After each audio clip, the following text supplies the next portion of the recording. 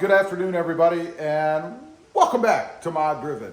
Today we are going to do a little bit more involved mod, not more involved in those remotes on the openers, but something I always like to do to new vehicles. We're going to do it with the Honda Civic, and of course I'm talking about badge or decal removal in this case. CarMax, of course, puts their name and stuff on the back of the car. I don't dig that. I'm not getting paid to advertise for CarMax. And then we're going to remove the Sport because it is chrome. And if you watch the channel, you know I don't really dig chrome. So that's got to go. I already took a little bit of the CarMax off. It always comes off real simple.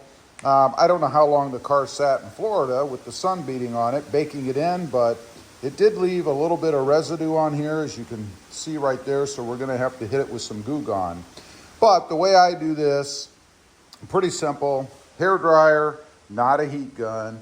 Heat it up a little bit and then kind of grab, which is the big sin, but kind of grab the edge with my fingernail just to get it started as I've done here, and then go ahead and pull the rest of it off. This is a little bit more involved the way that I do it. We'll get to that in just a minute, but let's go ahead and finish taking this off. You can see I've already taken some. We need to get it all off and then clean it up.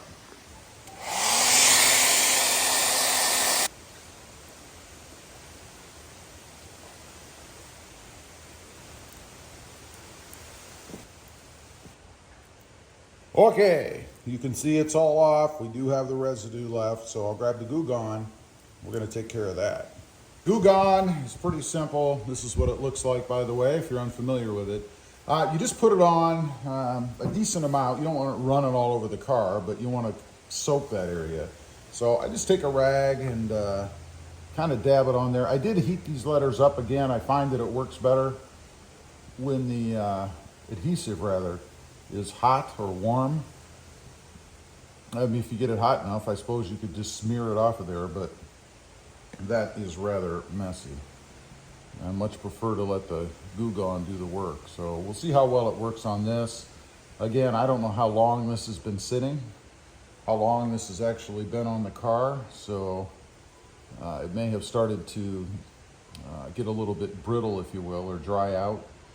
That happens with adhesive. But it's amazing, though, today's adhesives, how sticky this stuff is, and it's been on the car for a little while.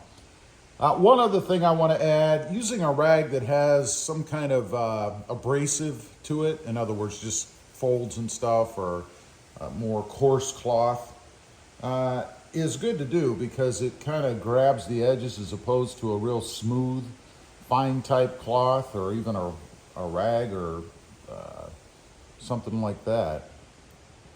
So this is just better to grab hold of the edges. So we have it on there now. I'm going to leave it sit for a few minutes. Then we'll come on and wipe at it and see if it actually has penetrated through. Hopefully it has. That makes the job real easy. All right, it sat for a few minutes. Started to wipe it a little bit to see, and it is coming off. It's smearing, which is kind of a drag. It's nice when it just kind of rolls off. You can probably see it smearing on there. Which means we'll have to smear it all across and then go across it again with some more Goo Gone. But the adhesive itself is giving way, you can see, which is good. The only fear in doing this, and I've heard people have problems with it, I've never had any problems myself, and that is shadowing from whatever it is that you're taking off. In other words, it leaving a shadow of what was on. I really think that's just a case of not getting all of the residue and adhesive off. But nonetheless, it's something to be aware of if you're doing this, particularly on the badging, the OEM letters that we're going to take off here in just a minute. This, I don't think, is going to have any issue with that. It's just a matter of getting all the smeared adhesive off. So I'm going to continue to work on it, and I'll show you what it looks like when I'm finished. I've gotten all the adhesive off, and this is one of those examples, I might have jinxed myself, of shadowing. I don't know if the camera's going to pick it up. It's hard to say. You kind of have to look at it in the right light at an angle, but you can still see a lot of the lettering in the paint, and I think that's because the lettering was black. In the intense Florida sun, it got really hot and kind of baked in the outline of the lettering, if you will, into the paint. That's my theory. because there's no adhesive on here anymore. You can't feel anything. I mean, it's gone, but in the right light, at the right angle, you can still see the lettering across here. Kind of one of the hazards of doing this, I guess, but I think it's better than it would be with the lettering on there. So anyway, that's unfortunate, but that's the way it is. Okay, first of all, I'm gonna try to just grab it with a fingernail and see if I can get the letters off, and they're pretty loose. So I think I can.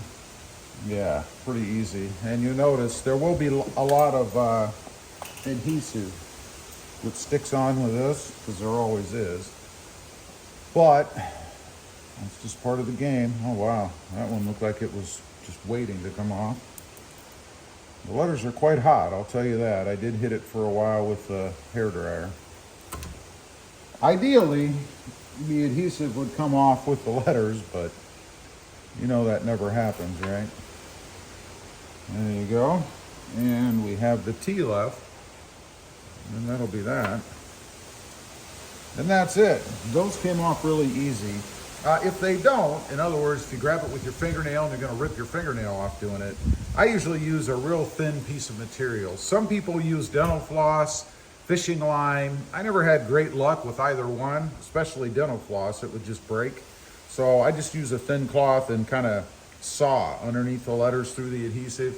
However you want to do it, whatever you're comfortable with works the best for you. So now we're going to put some more Goo Gone on here, and I don't think this is going to leave any shadowing because the letters weren't right up against the body or the paint like the CarMax logo was.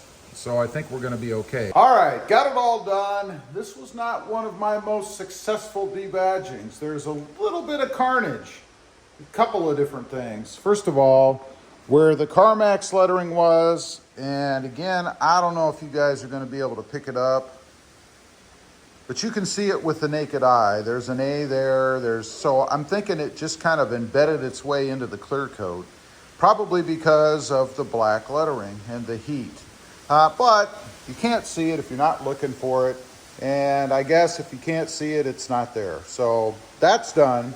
Over here on the sport badging, that did come off pretty easy. The adhesive rolled off, but underneath was a chip right there. Now, maybe that chip was in between the letters. I don't know. Maybe the adhesive pulled off a piece of weak paint.